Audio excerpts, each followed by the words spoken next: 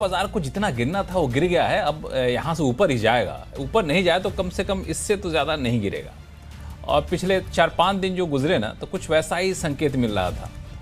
लेकिन हफ्ते का आखिरी दिन अचानक फिर से बाजार ने गिरना शुरू कर दिया और इतना गिरा आखिर तक कि अब शायद कोई यकीन के साथ ये नहीं कह पा रहा है कि आगे अब बाजार यहाँ से क्या रुख अपनाएगा।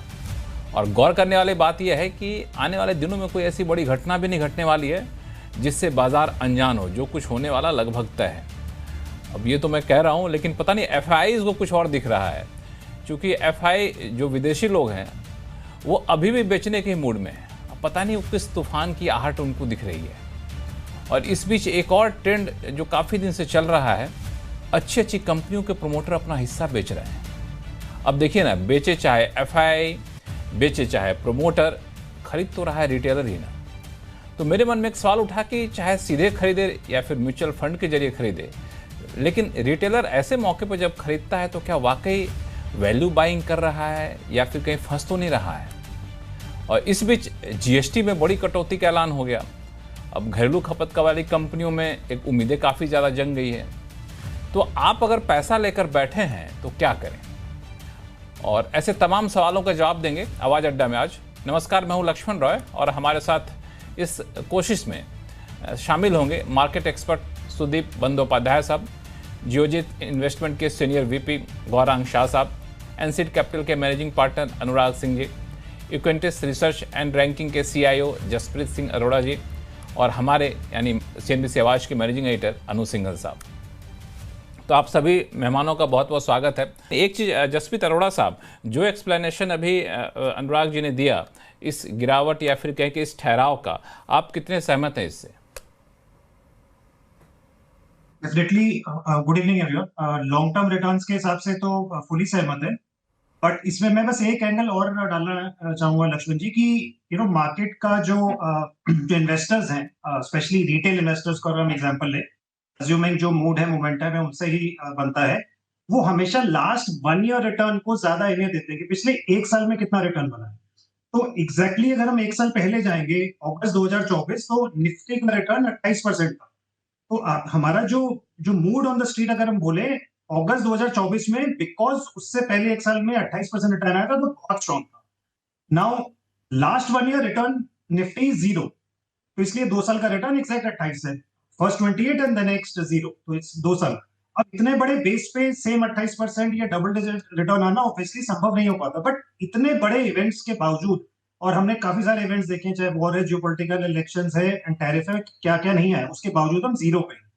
तो वन पॉइंट इज कि हम जीरो पे रहना भी एक अपने आप में अचीवमेंट है। उसके अंदर आप डाइसेक्ट करें तो बैंकिंग सेक्टर अकेला है विद 40% शेयर, जिसका +8% है लास्ट 1 ईयर रिटर्न। बाकी सब माइनस में है, चाहे एफएमसीजी है, चाहे आईटी है, चाहे कंजम्पशन है, ऑयल एंड गैस है, रिलायंस है, आप कोई भी सेक्टर उठा लीजिए।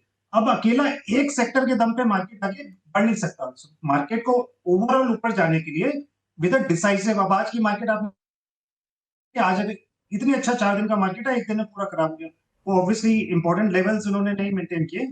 तो पूरा जो स्ट्रेंथ है वो बन नहीं पा रहा है, पूरा मोमेंटम बन नहीं पा रहा। And I am just going back, जो आपने एक्सपर्ट से पॉइंट रेज किया था, जो इनडिसाइसिवनेस है, अनसर्टेनिटी है, वो बहुत इंपॉर्टेंट पॉइंट प्ले कर रहा है। मुझे लगता है कि अभी शायद हफ्ते, 10 दिन, 15 दिन और रहेगा। आई एम सेइंग हफ्ता for the immediate future, because of this जो पेनल्टी लगानी है और जो 25% बेस टैरिफ है, हो सकता है उसमें भी कमती आ जाए। एंड फाइनली जीएसटी रेट में जो इतना बड़ा अनाउंसमेंट कर दिया है प्रधानमंत्री साहब ने, फाइनली उसका कलर फॉर्म शेप क्या लेता है, and as I read today, वो हो सकता है मिड सितंबर से पुल होके अर्ली सितंबर हो जाए। तो I am saying between next week to next 2 weeks, the being the tariff, and then following that, in between अपना prime minister meeting with Chinese counterpart, because he is in China, and हमारी ये दोस्ती शायद और थोड़ी ज्यादा हो रही है, एंड उसके बाद ऑब्वियसली फाइनल जीएसटी का। I think this will give colour to, but ultimately we are constructive on the market. We've discussed, Lakshman ji, in the 3-4 months back also, this year is going to be stock pickers paradise. Fund managers के लिए बहुत मेहनत का काम है। Individual retail investors, please go through SIP, go through mutual funds, go through advisors. Individually dabble करने के लिए इतना वो डेयरिंग ना करें। we'll maintain ये touch. हाँ, बिल्कुल बिल्कुल, ये आपने बहुत ही अच्छा सजेशन यहाँ पे दिया। जसप्रीत जी, आप इस पूरे डिबेट में, मैं आपसे थोड़ा सा इसी से जुड़ा हुआ सवाल एक पूछ लेता हूँ आपसे कि क्या रिटेल इन्वेस्टर्स को कभी अलर्ट हो जाना चाहिए क्या, कि जब कोई प्रोमोटर बहुत धड़ल्ले से माल बेच रहा हो, जब एफआई किसी खास स्टॉक में धड़ल्ले से माल बेच रहा हो, तो किस लेवल पे जाके एक रिटेल इन्वेस्टर्स को अलर्ट हो जाना चाहिए कि नहीं, मामला कुछ गड़बड़ है यहाँ पे? लक्ष्मण जी, दो टाइप के सिनेरियो हो सकते हैं जहां पे रिटेल इन्वेस्टर को सतर्क रहना चाहिए। पहला, जैसे मैं, the way I am looking at it and this is my personal view, पहला, क्या उसका जो प्रोमोटर शेयर होल्डिंग है उसका मटेरियल पार्ट वो बेच रहे हैं। एग्जाम्पल, क्लीन साइंस में 75% होल्ड करते हैं, उसमें से 25% बेच रहे हैं, मतलब 1/3 of the promoter holding got sold in 1 day. Okay, 75% से सीधे 50 पे आ गए, कुछ तो सिग्निफाई कर रहा है। बट अभी कितनी जरूरत हो सकती है, आप एक बिजनेस आपने एक दिन में बेच दिया उठा के, और ऐसा कोई नहीं कि आपको बहुत अच्छा भाव मिल रहा है, stock is down 30-40% from the previous high. कुछ तो again, no comment on the stock, just trying to use as an example, कुछ तो दर्शा रहा है, राइट? डेस्पिरेशन है, आपको कहीं और पैसा चाहिए, स्टॉक के फंडामेंटल उतने अच्छे नहीं, आउटलुक खराब है वगैरह। That's one, right? ये वर्लपूल में भी हुआ, उन्होंने भी मतलब डेस्पिरेशन में आके बेचा, तो ये एक सिचुएशन है। दूसरा, अगर प्रमोटर का शेयर होल्डिंग बहुत कम है ऑलरेडी, लेट्स से 15-20% है और लेस देन 25% है, उसमें से भी अगर वो अपना 2-3-4% बेच रहे हैं, then also I would have a red alarm कि भाई, एक तो ऑलरेडी स्टेक कम है, तो आप अपना स्टेक बढ़ाइए, आप स्टेक क्यों बेच रहे हैं? सो टिपिकली हम लोग उसी कंपनीज को फेवर करते हैं जहां पे प्रमोटर स्टेक 60-70% है, और कल को अगर बेच भी रहे हैं तो 2-3-4% से ज्यादा ना बेचें।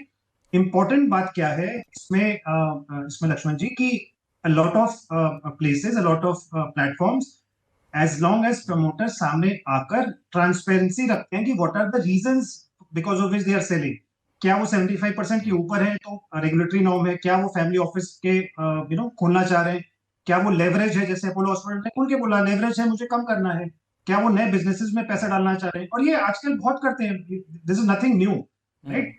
Promoters are happy to disclose honestly कि क्यों हो वो बेचना चाह रहे हैं, बिकॉज सामने वाला वो एक्सपेक्ट करता है और अप्रिशिएट करता है, और जितना वो अप्रिशिएट करता है उसी हिसाब से वो कॉन्फिडेंस लेके उस ब्लॉक में वो पार्टिसिपेट करे। तो I think it's very very normal, we should not जज this promoter stake sale as a red flag, except the two situations which I said, जो हम उसको एज अ रेड फ्लैग देखते हैं। जसप्रीत जी, अनुराग जी गौरांग शाह साहब ने तो कई सारे सेक्टर यहाँ पे गिना लिए, आपको सबसे आकर्षक सेक्टर कौन सा लगता है जो अब तक शांत रहा था, जो पोटेंशियल रखता है वैल्यूएशन वाइज, उसके ग्रोथ पोटेंशियल के हिसाब से देखें तो? आई थिंक लक्ष्मण जी, वो कंजम्पशन ही है जो काफी टाइम से शांत रहा था, और आई थिंक जो अभी उसको फिलिप मिला है, वो डेफिनेटली उसका इम्पैक्ट आना चाहिए, बिकॉज काफी सारे प्रोडक्ट्स हैं, चाहे वो व्हाइट गुड्स में ले लीजिए या two wheelers, cement, basic goods है, सब पे 28-27% चल रहा है, और वो मतलब जब से जीएसटी आया, सुदीप जी ने बताया, तब से चला आ रहा है। तो ऑब्वियसली कंजम्पशन विल बी, हमारे हिसाब से तो हम जो टॉप 3 सेक्टर्स देखते हैं, कैपिटल, केपेक्स, कंजम्पशन, उसमें अभी तक जो फाइट चल रही थी फॉर लास्ट 2 इयर्स, वो कैपिटल का मतलब बीएफएसआई स्पेस, कैपिटल और केपेक्स वाले में चल रही थी। कंजम्पशन एक थर्ड चाइल्ड की तरह से ट्रीट हो रहा था, बट आई थिंक अभी उसने अपना एक फ्रंट पे आया, तो वो एक नंबर 1 है।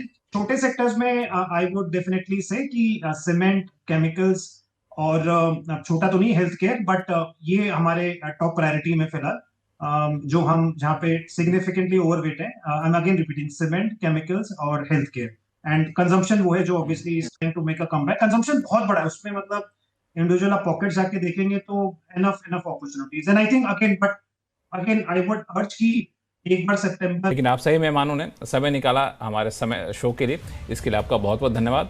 और आवाज़ अड्डा में फिलहाल इतना ही, देखते रहिए सिमरिसी आवाज़।